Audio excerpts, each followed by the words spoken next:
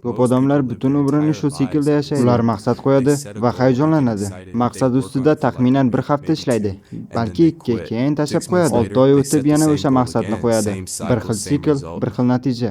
Men ham yillar davomida shunday qildim. Fitness mashqlar, biznes rejalar, pul jamg'arish va har safar muvaffaqiyatsizlikka uchradim. Dangasa yoki ahmoq bo'lganim uchun emas, balki noto'g'ri narsaga e'tibor qaratganim. Men jarayon qurish o'rniga faqat natijalarni qo'yayotgan edim va maqsadlardan tizimlarga o'tgan kuni hammasi aynan o'shanda o'zgardi. Hozir men barqaror biznesmen va yilni oxirida yaxshi formadaman. Agar sen ham shu siklda qotib qolgan bo'lsang, bu video hamma narsaga bo'lgan yondashuvingni o'zgartiradi. Chunki men senga maqsadlar unchalik foydali emasligini tushuntirib beraman. Tizim aslida nima ekanligi, senda ishlaydigan tizimni qanday qurish. Qani boshladik. Avvalo, nega maqsadlar juda ko'p hollarda muvaffaqiyatsiz bo'lishi haqida gaplashamiz. Qara, men maqsadlar umuman foydasiz demayapman. Albatta, ular senga yo'nalish beradi. Lekin muammo shundaki, maqsadlar barcha bosimni kelajakdagi bitta uzoq nuqtaga qo'yadi. Masalan, men 10 kilo tashlashim kerak. Mayli, yaxshi, lekin sen o'sha 10 kiloni tashlamagan har bir kun jihatdan muvaffaqiyatsizlik hisoblanadi.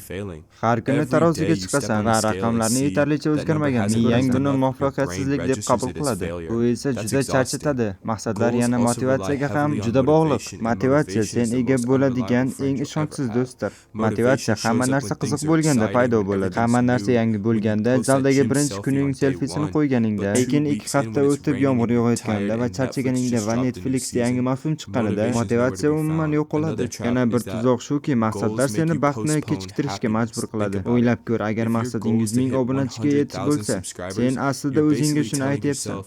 Men shu raqamga yetmaguncha qoniqmayman. Keyin nima bo'ladi? 10 mingga yetasan, 20-50 ming, lekin baribir xursand emassan, chunki hali maqsadingga yetmading. Sen o'zingni shunga o'rgatib qo'ygansan, faqat bitta momentda o'zingni muvaffaqiyatli his qilishga. O'ylab qarasang, bu ahmoqlik va agar maqsadingga erishsang ham, keyinchi yetishding, bir kun nishonlaysan, balki 2 kun keyin yana nolga qaytasan. Senga yangi maqsad kerak bo'ladi va yana o'sha cheksiz aylanishga tushib qolasan. Eslayman, bir necha yil oldin formaga kirishni xohlagan, maqsad qo'ygandim, yozgacha press chiqaraman klassik ko'rinishda. Keyin har hafta zalga kuchli motivatsiya bilan borardim. So'ng bir kun o'tkazib yubordim, keyin esa 2 kun. Keyin birdan 2 hafta o'tib ketdi va men shunday dedim: yozgacha hali vaqt ko'p. Keyingi haftada yana boshlayman. Muammoni ko'ryapsan, maqsad juda uzoqda edi, juda noaniq edi va mendan uzoq vaqt motivatsiya qolishini talab qilardi. Oylar davomida bu esa ko'pchiligimiz uchun real emas. Maqsadlar natijaga qaratiladi, natija esa vaqt oladi. Lekin o'sha oraliq vaqt davomida nima qilasan? Aynan shu yerda tizimlar ishga tushadi, tushundingmi? Xo'sh, tizim nima? Oddiy qilib aytsam, tizim bu seni muvaffaqiyatga olib boradigan jarayon. Hattoki oxirgi maqsad haqida o'ylamayotganingda ham bu kundalik harakatlar, rutina va progressni avtomatik qiladigan odatlar. Keling, bir nechta misol beraman, ki aynan shu yerda hammasi tushunarli bo'ladi. Sen kitob yozmoqchisan, bu maqsad, tizim esa har kuni 500 so'z yozish. Yaxshi chiqadimi yo'qmi farqi yo'q. Ilhom kelganmi yo'qmi farqi yo'q. Shunchaki 500 so'z, mana bu tizim. Sen YouTube'da o'smoqchisan va maqsad 100 ming obunachi. Zo'r. Hozir esa har hafta video joylaydigan tizim yarat. Va har bir video atiga 1% yaxshilanishga harakat qil. Yaxshiroq banner, hook, yaxshiroq montaj, nima bo'lsa ham atiga 1% yaxshiroq. Mana bu tizim. Sen formaga kirmoqchisan va maqsadim 10 kilo tashlash deysan.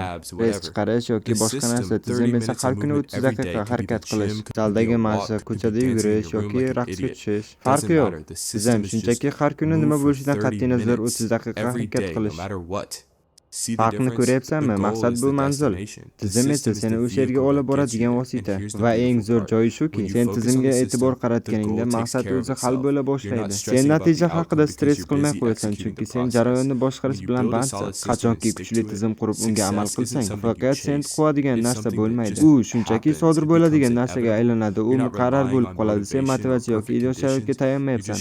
Sen shunchaki kelib ishni qilyapsan va vaqt o'zini ishini qilishiga qo'yib beryapsan. Keling, asosiy farqlarni tezda tushuntirib beraman, chunki bu muhim. Maqsadlar natijaga qaratiladi, tizimlar esa jarayonga. Maqsadlar muvaffaqiyatni bitta katta momentda his qildiradi, tizimlar esa muvaffaqiyatni kundalik harakatlar his qiladi. Maqsadlarni tashlab yuborish oson, chunki bir marta xato qilsang, o'zingni muvaffaqiyatsizdek his qilasan va davom ettirishdan nima foyda deysan. Tizimni to'xtatish qiyin, chunki bu endi seni odatiy ishingga aylanadi. Bu sening shaxsingning bir qismiga aylangan. Buni yana boshqacha tushuntirish mumkin. Sen va men gitara chalmoqchi bo'lsak, sen 6 oy ichida X Factor'da chalish maqsadiga e'tibor qaratsak, payt men esa kuni 20 daqiqa chalish tizimiga e'tibor qaratsam, seningcha bir yildan keyin kim yaxshiroq bo'ladi? Balki sen X faktorga chiqarsan, o'zingni yaxshi his qilasan, keyin to'xtab qolasan. Lekin men tizim qurganman. Men har kuni mashq qilyapman, 1 yilda ham, 2 yilda ham, 5 yilda ham. Men ancha oldinda bo'laman, chunki men momentlarni quvmayapman. Men shunchaki ishni doimiy ravishda qilyapman. Mana shu tizimlarning kuchi.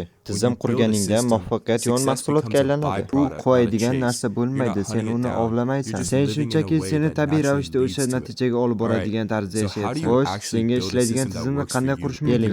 Bosqichma-bosqich tushuntiraman. Birinchi qadam, yo'nalishni aniqlash. Qattiq maqsad emas. Masalan, men 1 million dollar topmoqchiman deyish o'rniga shunday deb, men foydali mahorat o'rganaman va uni onlayn taklif qilish yo'lini topaman. Ko'ryapsanmi? Bu manzil emas, yo'nalish. Sen biror raqamga obsessiya bo'lib qolmayapsan. Sen shunchaki to'g'ri yo'nalishda harakat qilyapsan. Ikkinchi qadam, uni kundalik yoki haftalik harakatlarga bo'l. Har kuni nima qila olasan? Seni o'sha yo'nalishga olib boradigan haftalik nima qila olasan? Agar video montaj o'rganmoqchi bo'lsang, 2 haftasiga bitta video montaj qilish, har kuni bitta tutorial ko'rish, oddiy va takrorlanadigan harakatlar. Uchinchi qadam, uni shunchalik oson qilki, tashlab keta olma. Bu juda muhim. Odamlar plankani juda baland qo'ygani uchun yiqiladi. Kichigidan boshlasang, kuniga 5 ta arjimaniya, 1 bet o'qish, 10 daqiqa mashq. Buni shu darajada oson qilginki, qilmaslik uchun bahonang qolmasin. Chunki kuniga 5 ta arjimani 0 ta qilgandan cheksiz marta yaxshiroqdir. 4-qadam, harakatlarni kuzat. Vazningni har kuni tekshiraverma. Bunachilar soniga obsessiya bo'lma. Faqat harakatni bajarganingni kuzat. Bugun mashq qildingmi? Belgi qo'y. Bugun yozdingmi? Belgi qo'y. Bugun post joyladingmi? Belgi qo'y. Sen nazorat qila oladigan narsalarga e'tibor ber. Bu esa shunchaki paydo bo'lish. 5-qadam, tizimni asta-sekin yaxshilab bor. Tizim osonlashgach, agar 5 ta arjimani oson bo'lsa, zo'r.